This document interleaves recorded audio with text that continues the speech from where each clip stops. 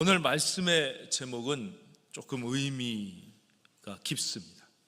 인생의 끝이 초라해지지 않기 위하여. 그래서 특별히 오늘 말씀은 이 마지막이 중요합니다. 그래서 첫 부분과 중간 부분은 조금 쉬시다가 좀 주무셔도 괜찮습니다. 그러나 마지막에는 좀 정신을 바짝 차리시고 마지막 부분이 중요합니다. 우리가 이제 10월 1일 국군의 날을 이제 지났습니다. 또 개천절 지났습니다. 아주 국가와 관련된 이제 중요한 날을 지나게 됐죠. 임진왜란이 1592년에 일어났는데 그 일이 일어나기 약 9년 전인 1583년, 그 당시 조선 최고의 천재 중에 한 명인 율곡이, 이분은 조선 최고의 실천 지식의 천재이죠. 1000원짜리에서 우리가 그 얼굴을 볼 수 있죠. 이론 지식의 최고의 천재는 퇴계 이황입니다. 율곡이는 어머니는 우리가 5만 원권에서 볼 수 있죠. 이제 그분이 선조대왕에게 10,000원 상고, 원짜리 10,000원이 아니라 10,000원 상고라는 글을 올리게 됩니다. 그 글의 내용은 뭐냐면, 저 북방의 만주 오랑캐와 남쪽의 일본의 침략에 대처하기 위하여 우리 조선은 국방 시스템 전체를 개혁하고 10만 명의 병사를 훈련하여 국방력을 획기적으로 강화해야 된다는 간언이었습니다. 바로 이게 그 이름도 유명한 율곡이의 10만 양병설입니다. 그러나 당시 권력을 잡고 있던 사람들은 무슨 쓸데없는 소리냐, 먹고 살기도 힘든데 지금 경제가 이 모양인데, 그래서 그 의견에 반대합니다. 결국 선조는 국방개혁과 국방 강화를 추진하지 못하게 되지요.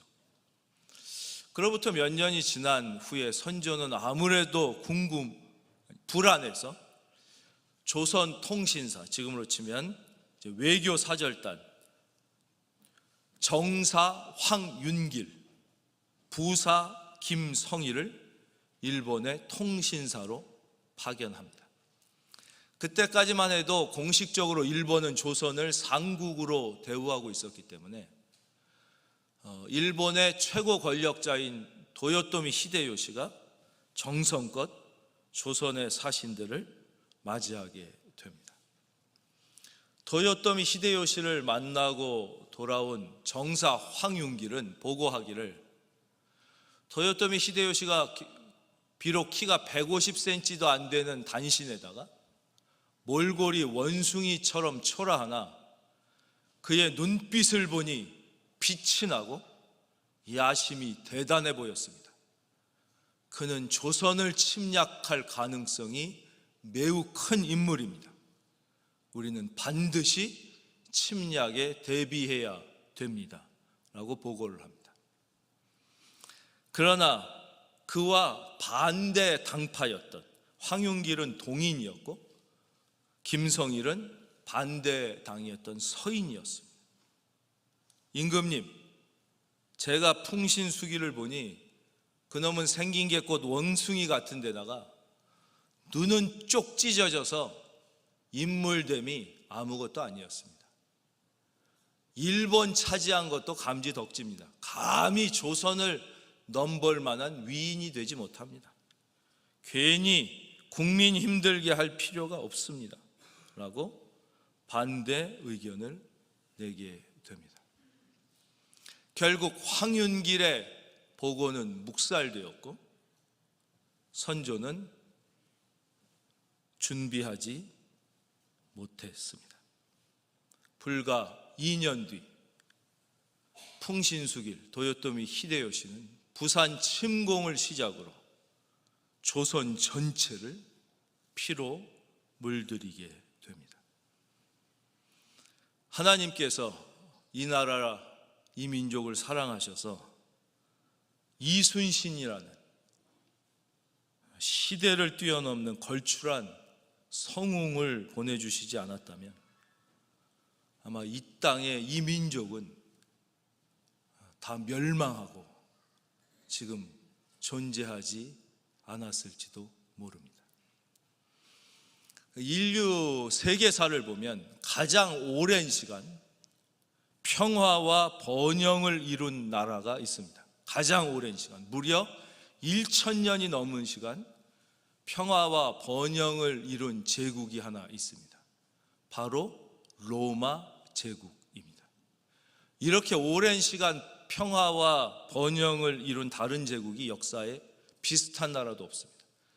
그래서 이거를 아예 일컫는 용어도 있습니다. 팍스 로마나.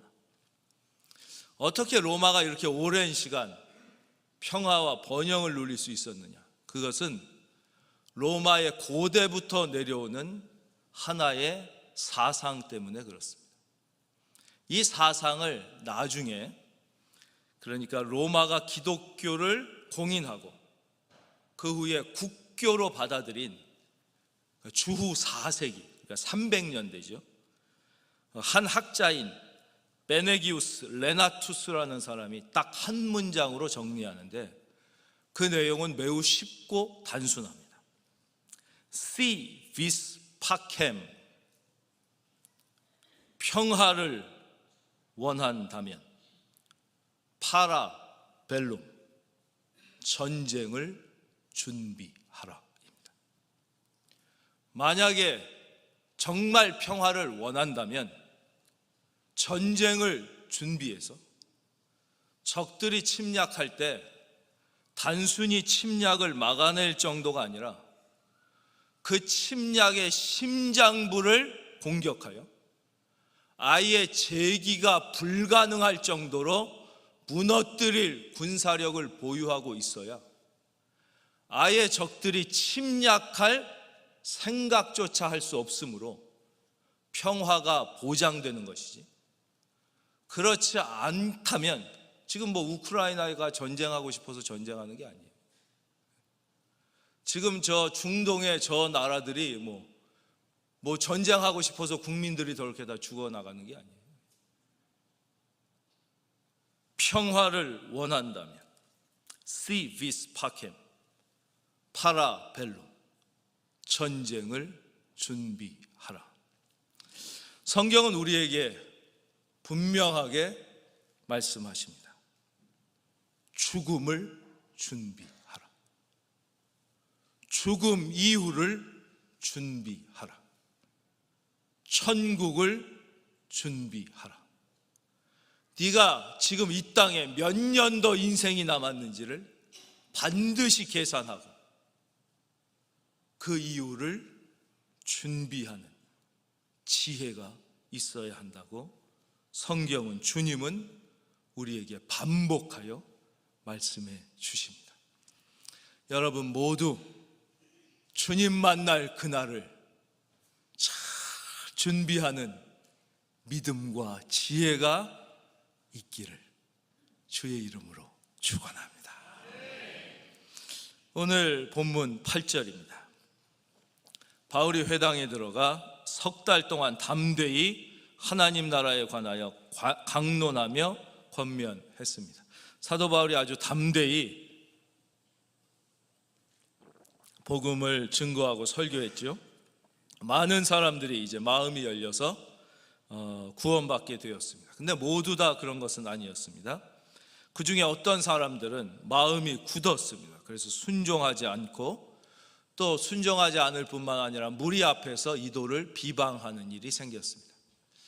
바울은 그들을 떠날 수밖에 없었고, 마침내 제자들을 따로 세우고 두란노 서원에서 날마다 강론하기 시작합니다. 바로 이 두란노 서원의 사역에는 세 가지 핵심이 들어있는데, 오늘 우리가 본론에서 다룰 사항은 바로 이 두란노 사역의 세 가지 핵심입니다. 이 세 가지 핵심의 첫째는 무엇이냐? 따로 세웠다는 것입니다. 따로 세웠다. 근데 여러분, 그러니까 정확히 얘기하면 여기 계신 여러분 모두는 따로 세움을 받은 분들이라는 거예요. 그러니까 여러분이 생각하실 때는 내가 선택해서 오늘 교회에 나오거나 예수를 믿었다고 생각할 수 있지만 그것은 사실이 아니라는 거예요. 사실이 아니라. 그러니까 성경에 교회라는 단어가 있잖아요. 근데 이 원래 교회라고 우리 성경에 번역된 이 단어가 원래 성경이 쓰여진 언어가 한글로 써지지는 않았잖아요. 그렇죠? 그 원래 단어는 뭐라고 써 있는 걸 우리가 교회라고 번역한 거냐면 에클레시아라는 단어로 되어 있습니다. 에클레시아. 에클레시아라는 이 단어의 뜻을 풀이하면 뭐냐면 많은 무리 중에 따로 뽑아서 선택된 사람, 뽑아서 모은 사람들의 무리를 이것을 에클레시아라고 한다는 거예요.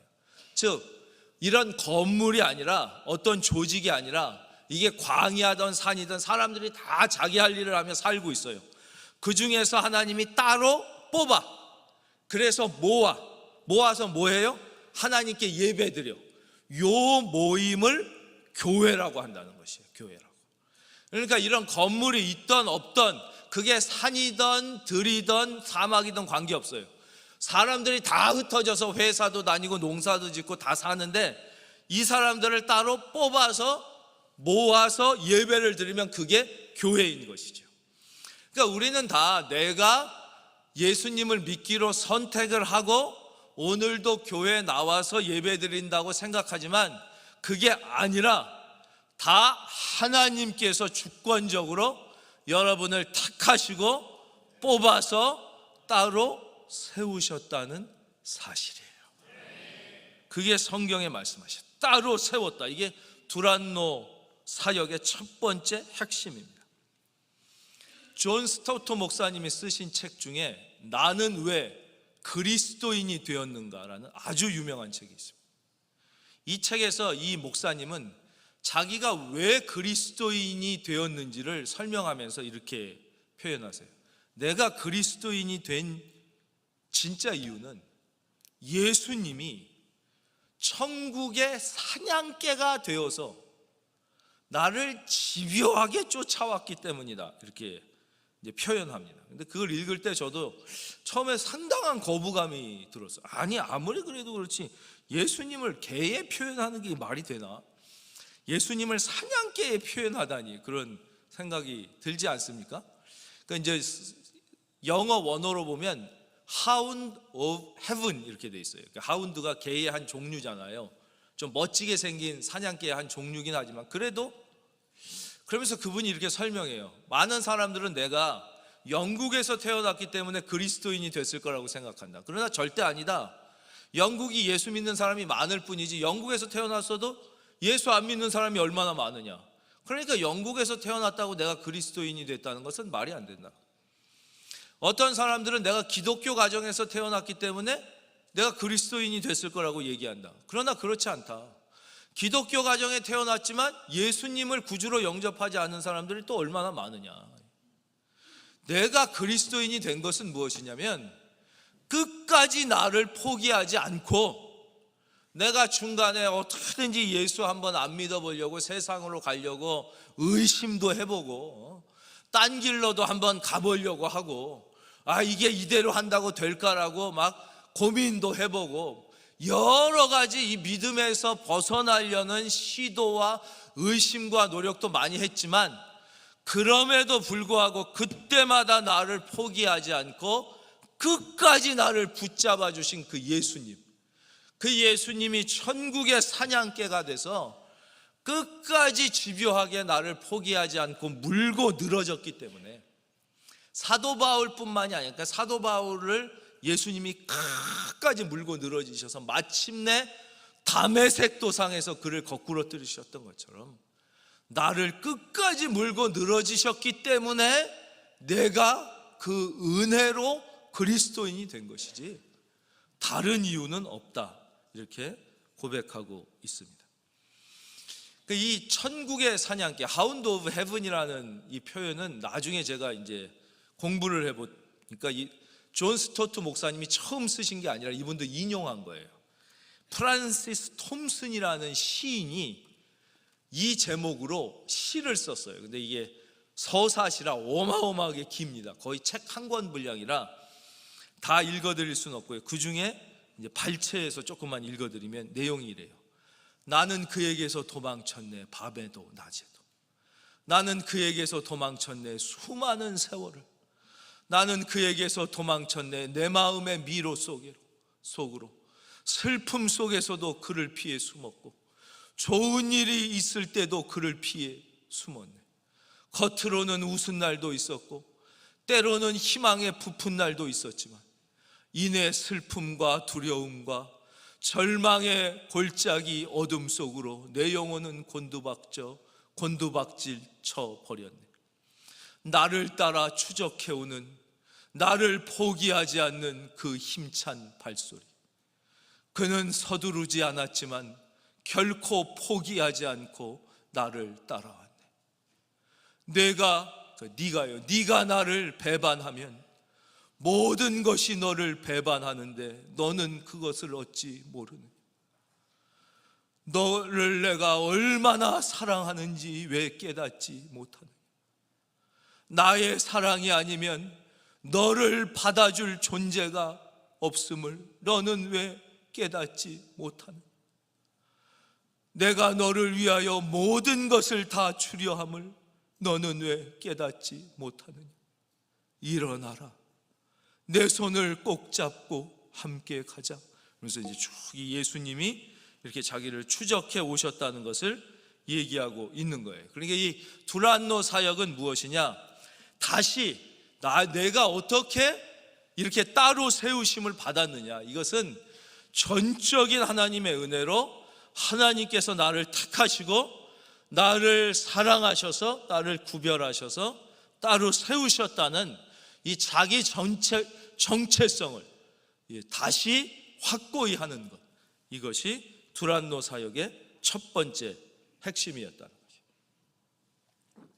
두 번째, 두란노 사역, 제자들을 따로 세웠다는 것은 뭐냐? 바로 포기자가 되었다는 거예요. 포기의 훈련. 그러니까 그리스도인의 정체성은 다른 말로 하면 바로 포기자예요. 포기자.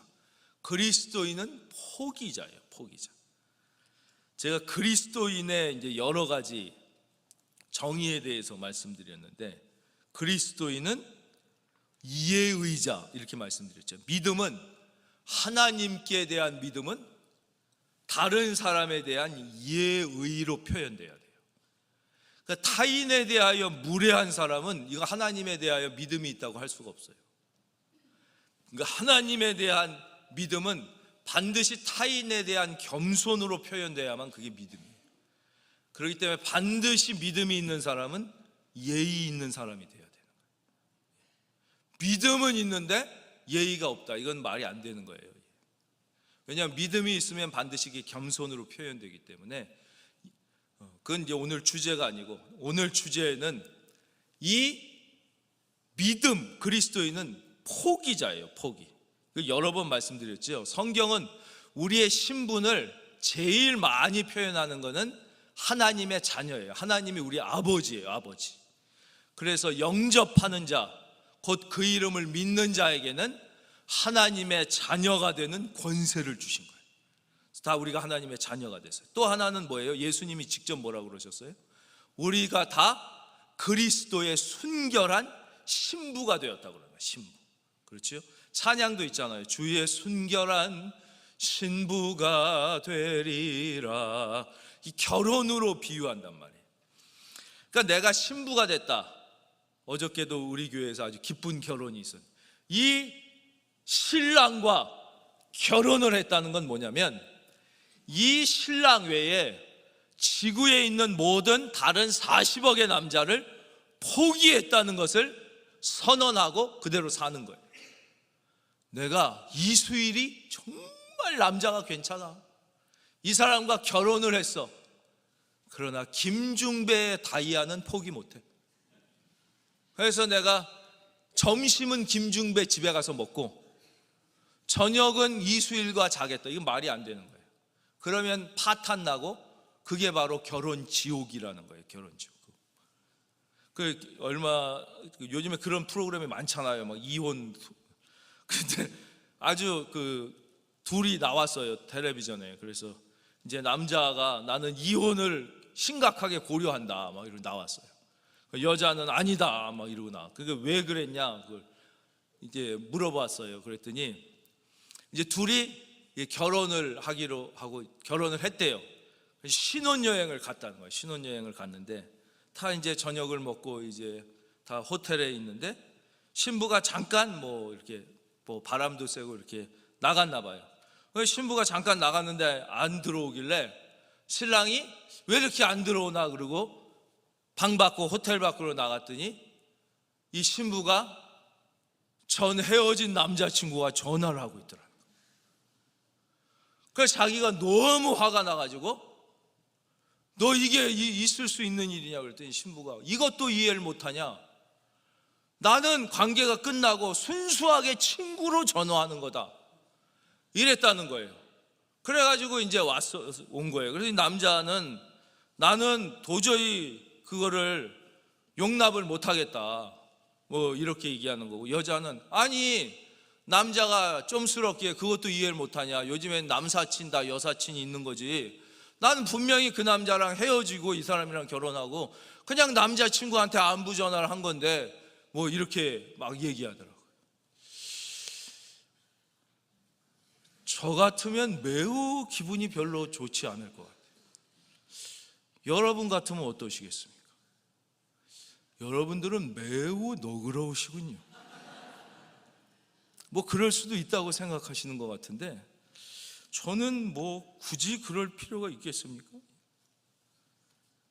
성경은 믿으면 최소한 그러면 안 된다. 내가 예수 믿었지만 예수님이 그래 최고야. 그러나 세상도 친구 내가 굳이 이거를 포기해야 되나? 그건 안 된다는 거예요. 반드시 하나님과 세상을 겸하여 섬길 수 없다고 분명하게 말씀합니다. 그래서 이 두란노 서원 따로 세웠다는 것은 무엇이냐면 포기해야 된다는 것이, 여러분은 순결한 신랑, 순결한 신부가 될지어다. 순결한, 이것이 바로 그리스도인. 그래서 이제 과학자 아인슈타인이 아주 유명한 이야기를 했잖아요. 과학자인데 어떻게 이렇게 지혜가 있는지 모르겠어요. 어제랑 똑같이 오늘을 살면서 오늘보다 내일이 더 좋기를 기대하는 것처럼 어리석은 사람은 없다 그랬어요. 어제랑 똑같이 오늘을 살면 내일도 오늘과 똑같을 뿐이지, 만약에 내일이 오늘보다 더 좋으려면 오늘을 어제보다 다르게 살아야지.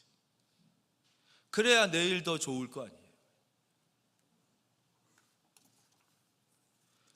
그렇기 때문에 우리가 어제와 포기, 예수님을 믿고 포기를 결단하고 실천하지 않는다면 지금 여러분이 현실에서 겪고 있는 고민과 갈등은 영원히 계속될 거예요.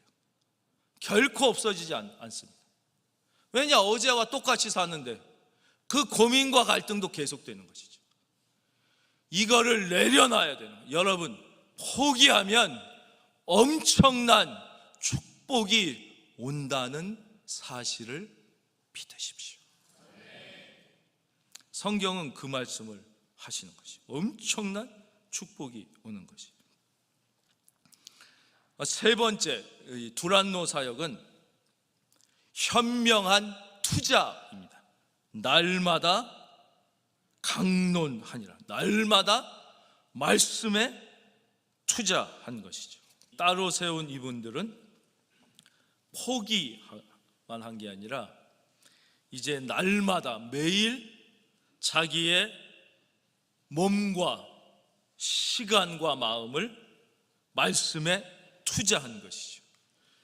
그러니까 여러분도 지금 최고의 투자를 하나님께 하고 있는 거잖아요. 하나님께서 뭐라고 그러셨냐? 너희의 드릴 영적 예배는 하나님 앞에 너희의 몸을 거룩한 산 제물로 드리는 거라고 그러셨어요. 이게 아주 놀라워요. 너희의 마음을 거룩한 산 제물로 드리는 게 아니에요.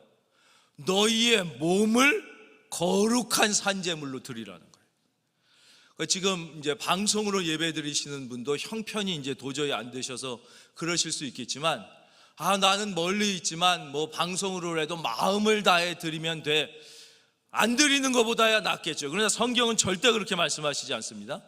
너희의 드릴 영적 예배는 하나님 앞에 너희의 몸을 거룩한 산 제물로 드리라는 것이. 그래서 여러분, 할 수만 있으면 여러분의 몸을 하나님 앞에 나와 드리는 은혜가 있기를 바랍니다. 그게 진짜 예배라는 거예요. 그래서 해외에 출장을 가시거나 그럴 때도 꼭, 저도 말씀드렸죠. 제가 목사니까, 목사님은 그럼 해외 뭐 안식년에 가고 그러면 내가 목사인데 내가 그러지 않는다. 반드시 그 지역에 교회를 찾아갑니다. 반드시 그 지역에 모르는 언어로 하더라도 찾아가서 그 자리에 앉아 있습니다. 그럴 때 안 들리는 설교를 뭐하러 들어요? 여러분, 예수님을 생각해 보십시오. 예수님이, 자기가 예수님인데 회당에 앉으셔서 랍비들이 말 같지도 않은 얘기하는 걸 30년을 들으셨어요. 그렇잖아요. 예수님이 30년을 랍비가 그 앞에 구세주를 보고도 못 알아보고 하는 설교도 다 들으시는 거예요. 그 예배의 본을 보이시는 거예요, 주님이. 자, 본론으로 들어가겠습니다. 저는 이런 대회가 있는 걸 이번에 신문 보고 알았어요. 세계에서 제일 건강한 노인을 뽑는 그런 게 있대요. 근데 이번에 93세 되신 노르웨이 요한슨 할바르트라는 할아버지가 세계에서 가장 건강한 노인으로 선정되셨는데, 이분의 건강이 어느 정도냐? 웬만한 30대 남자보다 건강하게 나왔어요. 근육량이나 모든 것이. 근데 이분이 70세까지 운동을 안 했대요. 그러니까 70대까지 해도 희망이 있다는 거예요.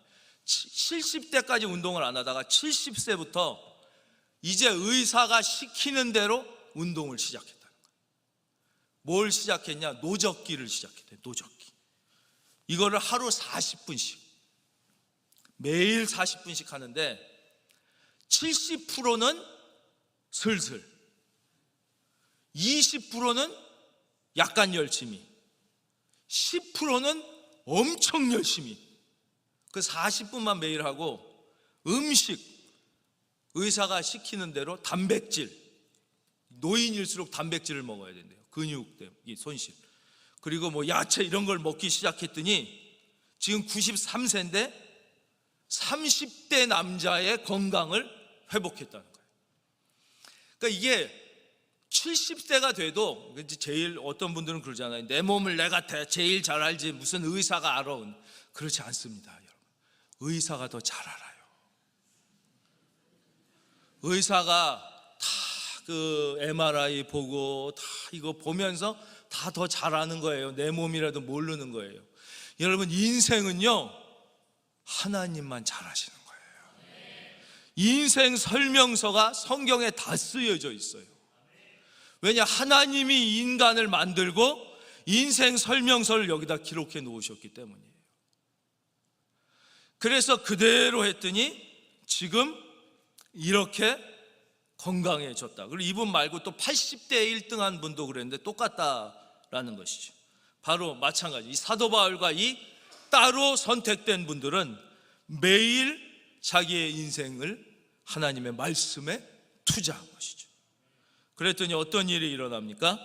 10절, 2해 동안 이같이 하니 아시아에 사는 자는 유대인이나 헬라인이나 다 주의 말씀을 듣고 어마어마한 부흥의 역사가 일어났습니다. 선교의 열매들이 맺혔죠. 그러니까 부흥과 선교의 열매는 말씀의 결과예요. 그러니까 막 부흥하고 싶다고 부흥되는 게 아니라 우리가 말씀 앞에 집중하면 부흥은 그 결과로 나타나는 거예요. 막 부흥해야지 그런다고 부흥하는 게 아니에요. 선교해서 전도해야지 그런다고 영혼이 구원받는 게 아니라 우리가 하나님의 말씀에 집중할 때 부흥은 그 열매, 결과들로 나타난다는 것이죠. 그러니까 저도 그런 저 자신을 많이 봐요. 자꾸 저도 일을 하려고 해요. 일에 마음을 뺏기는 거예요. 일을 하려고 막 그래요. 일을 하려고. 그럴 때마다 제가 다시 정신을 차리고 하나님 말씀 앞에 제 자신을 쳐서 복종하려고 할 때 이제 하나님이 일하시는 것을 경험하게 되는 거죠. 그래서 일을 하는 게 아니라 하나님께서 일이 되어지게 하시는 거예요. 일이 되어지는. 자녀도 마찬가지죠. 내가 자꾸 내 힘으로 애를 키우려고 그러고 사업을 하려고 그러면 너무 힘들고 되는 게 없는 거예요. 그러나 내가 내 자신을 말씀 앞에 쳐 복종하고 하나님께 맡겨드리면 하나님께서 자녀를 키워 주시는 것이에요. 자녀가 잘 되어지는 거예요. 저절로 이렇게 되는 것이에요. 그리고 이제 놀라운 능력이 나타납니다. 11절 하나님의 바울의 손으로 놀라운 능력을 행하게 하셨는데, 그러니까 말씀에 집중할 때 성령의 능력이 나타나는 거예요. 그래서 말씀과 성령은 별개의 것이 아니에요. 늘 동시에 같이 역사하는 거예요. 말씀과 성령, 성령의 임재가 충만한 곳에는 말씀의 역사가 일어나고, 말씀의 역사가 충만한 곳에는 반드시 성령의 역사가 일어나게 되는 거예요. 어떤 역사가 일어났습니까? 12절 심지어 사람들이 바울의 몸에서 손수건이나 앞치마, 작업복 같은 거예요, 가져다가 병든 사람에게 얹으면 그 병이 떠났어요. 육체적 기적이 일어난 것이에요. 이 병든 사람에게 얹으면 병이 낫는 육체적 기적이 나타난 것이죠. 우리 큰은혜 교회에 지금 병마에 억눌려 있는 모든 영혼들 예수의 이름으로 명하노니 병마는 떠나갈 지어다. 그 다음에 영적인 역사가 일어났어요. 악귀도 나가더라. 영과 육의 역사가 일어나게 된 것이에요. 얼마 전에 한 권사님이 저에게 말씀을 하시는데, 목사님, 제가 신앙생활하면서 아주 강력한 성령의 임재를 3번을 경험했습니다. 한 번은 최근에 강력한 성령의 임재를 예배 중에 말씀을 듣다가 체험했습니다. 그 강력한 성령의 임재로 저의 마음을 어마어마하게 억누르고 있던 그 문제가 해결이 되고, 엄청나게 힘들던 그 아주 중요한 관계의 문제가 해결함을 받고, 너무너무 자기가 인생의 문제 해결을 너무너무 기뻤다는 그런 고백을 하셨어요. 그리고 목사야 성도님이 성령의 임재를 강력하게 경험하고 그 삶의 기쁨이 충만하고 관계의 문제가 해결됐다니까 얼마나 기쁘겠어요. 근데 기쁘기만 한 게 아니라 궁금도 하더라고요. 또 어떤 설교에 저렇게 성령의 임재가 있으셨을까? 약간 그런 궁금한 마음이 있어서 약간 대화를 계속하면서 기다렸어요. 어떤 설교에 그렇게 성령의 임재가, 하나님이 이 부족한 종을 사용하셔서, 근데 이분이 참 말씀을 계속 하시는 거예요. 목사님, 예배 시간에 제가 말씀을 듣는데 그 이름이 모르겠는데 그 키가 크고 얼굴이 착하게 생긴 그 목사님이 말씀을 하시는데 성령의 임재가, 내 설교가 아니었어요. 그 나가시면서 한번 찾아보세요. 키가 크고 얼굴이 착하게 생긴. 그러니까 이 우리가 말씀에, 그래서 일은 하나님이 하신다는 거예요. 하나님. 그래서 그 키가 크고 얼굴이 착하게 생긴 하여튼 그 목사님을 통하여 최근에 성령의 임재를 경험, 마음에 기쁨이 충만하고 하나님께서 그 어려운 문제를 해결해 주셨다 간증을 하셔서 너무 기뻤어요. 절대 섭섭하지 않았습니다. 오해하시면 안 돼요. 자, 이제 오늘 말씀의 결론입니다. 인생의 끝이 초라해지지 않기 위해서. 이거 좀 유명한 얘기예요. 이분이 워낙 유명한 목사님이라서 이 이야기를 여러 번 하셨고 책에도 많이 쓰셔서 아마 들어보신 분이 많으실 거예요. 이분이 이제 시골 교회 출신이신데 이제 서울로 와서 이제 신학교를 다니신 거예요. 신학교를 다니시면서 이제 주말이 되면 버스를 타고 시골로 내려가서 교육 전도사를 하시다가 다시 이 주중에는 이렇게 올라오셔서 이제 서울에서 이제 신학교를, 신학대학원이죠, 신학교가 다니시면서 마음에 흠모하는 교회가 있었다는 거예요. 그래서 이제 신학교를 졸업하고 정말 은혜로 그 흠모하던 서울의 큰 교회의 전도사님이 된 거예요. 근데 막상 부임해 보니까 자기 생각하고 너무 다르더라는 거예요. 첫째, 사람들이 너무 뺀질뺀질 하더라는 거예요. 교인들이 왜 이렇게 뺀질뺀질하냐 그랬더니 다 서울말을 쓰더라는 거예요. 당연하지, 서울 자기만 사투리를 쓰는데 그렇게 서울말 쓰니까 깍쟁이 같아 보이더니 정이 안 가더라는 거예요. 두 번째, 얼굴이 다 뽀얗더라는 거예요. 자기 시골 교회는 다 얼굴이 시커매가지고 자기랑 비슷했는데 그래가지고 자기랑 너무 동떨어졌다는 생각이 들더라는 거예요. 세 번째는 자기가 고등학생을 이제 가르쳤는데 고등학생 애들이 공부를 너무 잘하더라는 거예요. 공부에 이제 막 미쳐 있어요. 그래서 참 정도 안 가고 자기도 막 자기를 무시하는 것 같고 그랬대요. 그래서 월요일 날 쉬는 날이 되면 고속버스를 타고 고향으로 내려갔대요. 그래서 그 원래 다니던 교회 앞에 이렇게 놀이터에 앉아 있다가 목사님을 찾아뵐까, 근데 용기가 없어서 또 찾아뵙지도 못하고 그러다가 자기가 다니던 국민학교 갔다가 또 저녁이 되면 버스 타고 돌아오고 이러기를 몇 달을 했다는 거예요. 좀 다시 연락이 오시면 좋을 텐데 찾아가는데 그렇게 몇 달을 하다가 이렇게는 도저히 안 되겠다, 이렇게 이래서 내가 되겠나, 그래서 결심을 했대요. 결심을 하고 내가 하나님 앞에 오늘 선언을 하겠다 결심을 하고 하나님 앞에 아주 강력하게 선언을 했대요.